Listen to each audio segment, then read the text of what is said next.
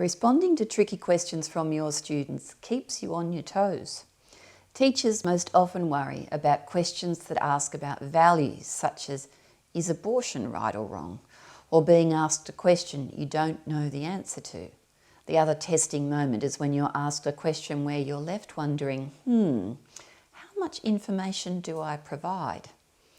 Keep in mind that our aim in providing sexuality and relationships education is to open up the discussion in a classroom setting. You are not expected to be a sex expert, but honesty is a pretty good policy. It's okay for you to say, I don't know how to answer that. Let me think about it.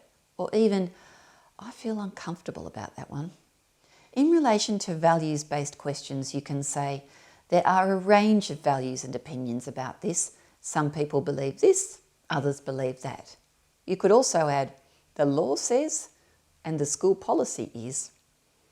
You can direct students to another source with questions like, where could we get that information? If you're struggling to find the words to answer a question like, what's oral sex? Have a good sex ed book handy.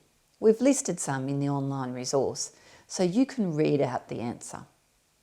You can defer to another time. We can't get into a discussion about that now, but we'll come back to it later. Confer with someone else. I'd like to talk to so-and-so about this and find out. You can put it back to the questioner or the group. Ask the students what they think. While we're talking about answering questions, never forget the trusty question box. Some students may be hesitant to ask questions that are in fact very important to them. It provides the chance for students to ask questions anonymously and gives you time to think about tricky questions in advance. Don't forget to let students know right from the start of the program that the question box is available so that they don't have to ask embarrassing questions out loud. Last but not least, remember you don't have to answer personal questions.